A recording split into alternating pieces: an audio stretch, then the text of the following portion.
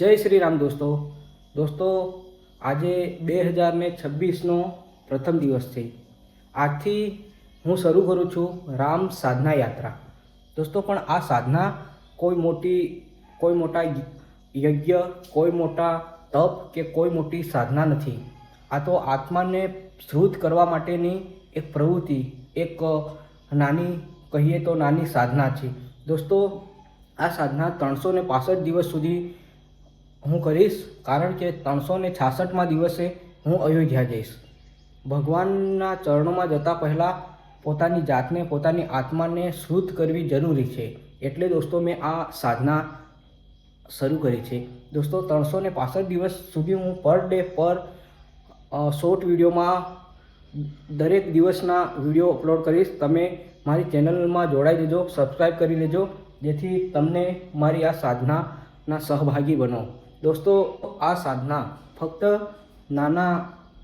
નાના સત્કાર્યો, સત્યનું આચરણ અને નાની સેવાકીય પ્રવૃત્તિ, રામ ધ્યાન, રામ નામ જાપ, આ જ પ્રવૃત્તિઓ આ સાધનામાં રહેશે।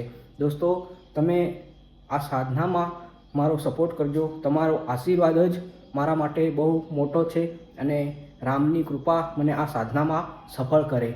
કોઈ પણ પરિસ્થિતિમાં આ સાધના પૂરી થશે અને 2027ની પ્રથમ તારીખે કોઈ પણ પરિસ્થિતિમાં હું અયોધ્યા જવા રવાના થઈશ। તો દોસ્તો તમે મને સપોર્ટ કરજો એવી હું આશા રાખું છું। તો ચાલો આજથી આપણે શરૂ કરીએ રામ સાધના યાત્રા। જય શ્રી રામ।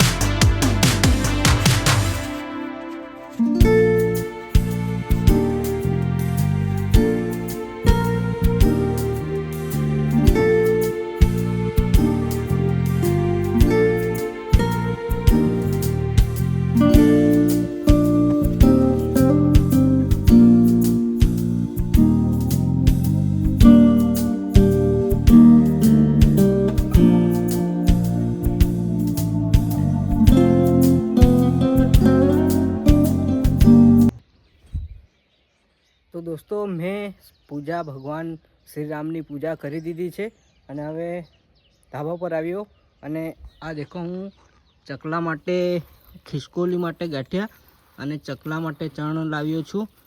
પછી અત્યારે તો પક્ષીઓ નથી, પણ અહીંયા હું નાખી દઉં છું તો ચકલાઓ આવીને ચણી જશે, ખિસકોલી આવીને ચણી જશે। આવી રીતે હું એને નાખી દઉં।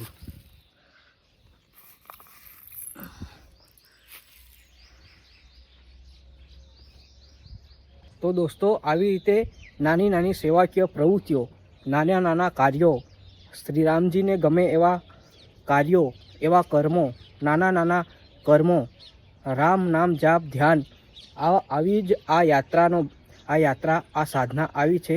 નહીં કે મોટા તપ, મોટા દાન કે મોટા યજ્ઞ। દોસ્તો આ યાત્રા, આ સાધના હું 365 દિવસ સુધી કરીશ અને 366મા દિવસે હું અયોધ્યા જવા માટે રવાના થઈશ।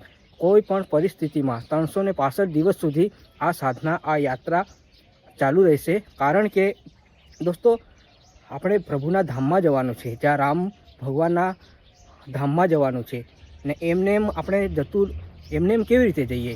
આપણે આપણી આત્માને શુદ્ધ કરવી પડે।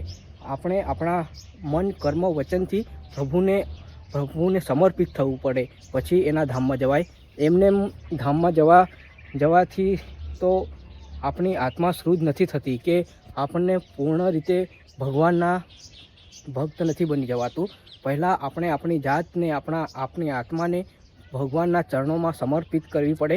એટલે દોસ્તો હું મન, કર્મ અને વચનથી પવિત્ર થઈશ, તનથી પવિત્ર થઈશ અને આ યાત્રા 365 દિવસ સુધી કરી અને 366માં દિવસે અયોધ્યા જઈશ. દોસ્તો, તમે પણ મારી આ યાત્રાના સહભાગી બનજો, મને આશીર્વાદ આપજો, જેથી મારી યાત્રા સફળતાપૂર્વક પૂર્ણ થાય.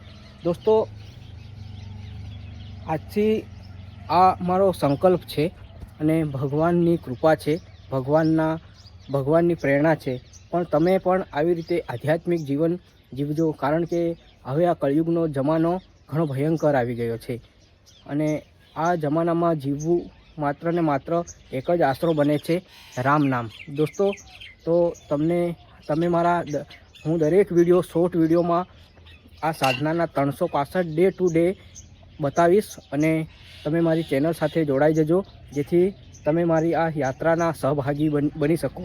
તો દોસ્તો, આજના માટે આટલું. હવે હું થોડું આજથી આ યાત્રા ધ્યાન નાના જાપ તો હું ભગવાન શ્રીરામની થોડી વાર ધ્યાન કરી લઉં.